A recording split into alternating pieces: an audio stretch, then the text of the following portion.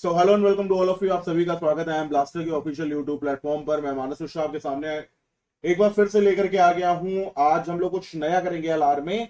और वो नया क्या है कि हम लोग कुछ ऐसे क्वेश्चंस की प्रैक्टिस करेंगे जहां पर हम ये देखेंगे कि आखिरकार वो प्रीवियस ईयर के कुछ क्वेश्चंस कुल मिलाकर के आप कह सकते हो कि एक्सपेक्टेड वाले, या फिर वो वाले क्वेश्चन जो आपको एलआर में या तो आईपी मैट में देखने को मिलेंगे या फिर किसी भी यूजी एंट्रेंस के एग्जाम में देखने को मिलेंगे। तो किसी भी प्रकार की कोई भी क्वेरी अगर आपको हो तो आप इस नंबर पे कॉल कर सकते हो फ्रॉम 9 AM टू 8 PM।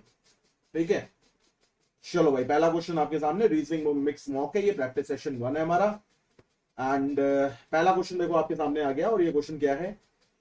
ये कह रहा है कि B3P6C6R D12T E24V। तो चलो जरा इसको सॉल्व करते हैं।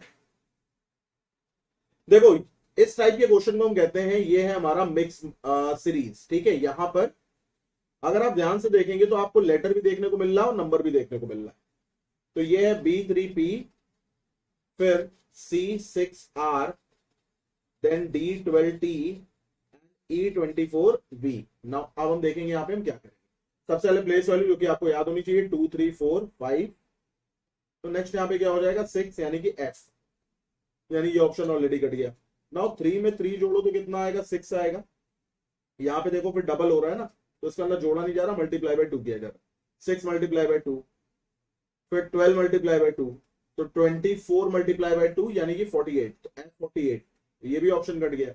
अब देखो यहाँ पे P16 होता है, 16 में 2 जोड़ोगे 18R आ जाएगा, फिर 20T आ जाएगा, फिर 22V आ जाएगा, और फिर 24X आ जाएगा। तो F48X कितना टाइम लगा इसको करने में? मान के चलो 15 से 20 सेकंड का ये क्वेश्चन था। नेक्स्ट क्वेश्चन देखते हैं। यहां पे कह रहा है इन a row A 7 from the left, यानी कि ये क्वेश्चन है आपका ऑर्डर एंड रैंकिंग का। किसका क्वेश्चन है ये? ऑर्डर एंड रैंक का क्वेश्चन है।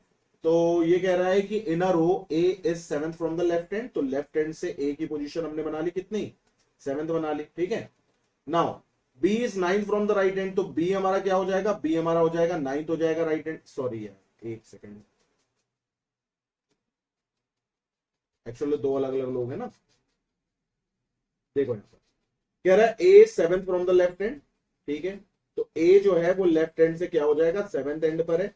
अब कह रहा है बी जो है वो राइट से 9th पर है, तो बी जो है वो राइट से कितने पर हो जाएगा? 9th पर हो जाएगा। ठीक है, फिर कह रहा है इंटरचेंज करने के बाद ए जो है वो 11th हो जाएगा। देखो ए पहले 7 था, अब ए 11th हो जाएगा। तो इसका मतलब यह है कि जब भी नई वैल्यू बढ़ जाए पुरानी वैल्यू से, तो नॉर्मल केस होता है। नॉर्मल केस होने का मतलब यह है कि सेकंड पर्सन फर्स्ट पर्सन के राइट में बैठता है। अब यहां पर कह रहा है कि भाई दोनों लोग प्लेसेस को इंटरचेंज करेंगे, तो बी यहां पर आ जाएगा और ए यहां पर आ जाएगा। और ऐसा करते ही ए जो है वो 11th हो जाएगा लेफ्ट हैंड से।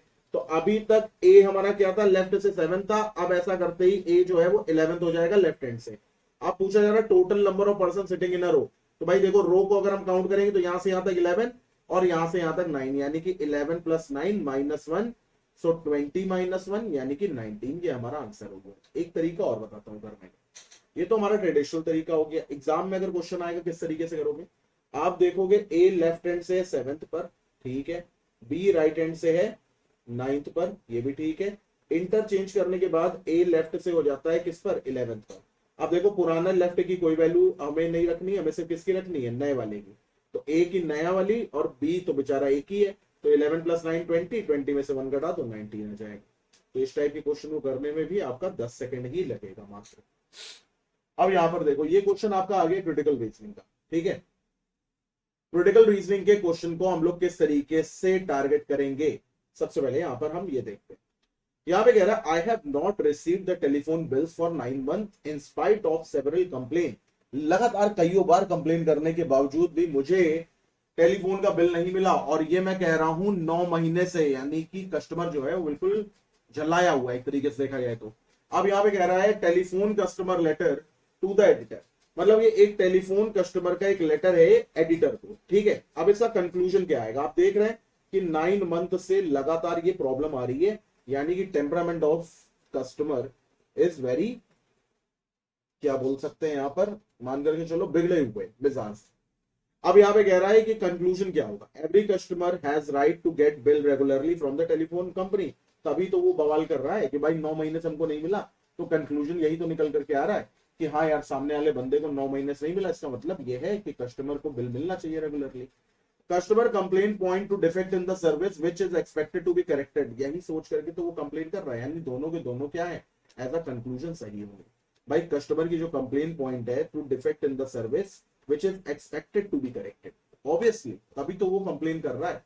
तो यहाँ पर आएगा both 1 and 2 are implicit, correct option यहाँ पे हो जाएगा डी।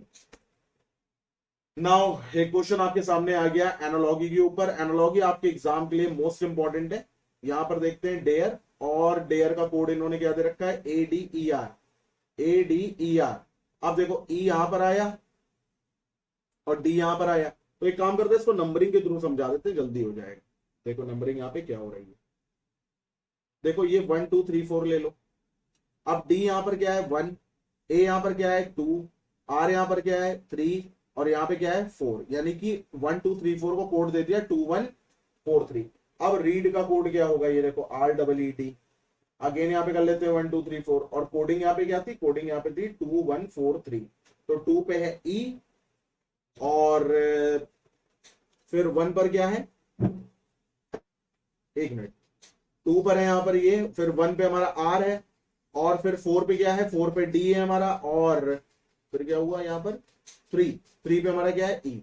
तो ERDE मतलब सी ऑप्शन, ठीक है। देखो ये पोजिशनल कोडिंग होती है, हालांकि ये जो बेसिक कॉन्सेप्ट है ये पोजिशनल कोडिंग का है, लेकिन पोजिशनल कोडिंग जो है वो एनालॉगी में भी आपसे पूछी जाती है। नेक्स्ट क्वेश्चन अगर हम देखें तो अगेन हमारे पास एक सीरीज आ गई, और इस सीरीज को करने के लिए देखो कई लोगों को प्रॉब्लम आती है इस सीरीज में, लेकिन इस सीरीज को करने के लिए सिर्फ और सिर्फ एक बात का ध्यान रखा जाता है, वो क्या, देखो इधर जे के बाद क्या आ रहा है एच, जे के बाद क्या आ रहा है एच, जे के बाद क्या आ रहा है एच। अच्छा जे एच है, जे एच है, जे एच है। अब देखो जे एच के बाद एच आई आ रहा है, तो जे एच के बाद क्या आ जाएगा एच आई। तो एक कॉन्सेप्ट हमको ये मिल गया कि JHI आ रहा है, ठीक है। अब देखो डबल एच से पहले जे आ रहा है, तो हमने यहाँ पे भर दिया, तो एक हमारा एच हो गया, एक हमारा जे हो गया। अब देखो JHHI, फिर JHHI, ये लो पैटर्न ही बन गया, JHHI, देन अगेन JHHI, ठीक है। अब यहां पर देखो सेकंड में आ रहा है, सेकंड में आ रहा है हमारा H, फिर आ रहा है J, फिर आ रहा है I। HJI हमें कहां पर मिल रहा है, केवल केवल यहीं पे मिल रहा है, तो यहाँ पे आई हो जाएगा।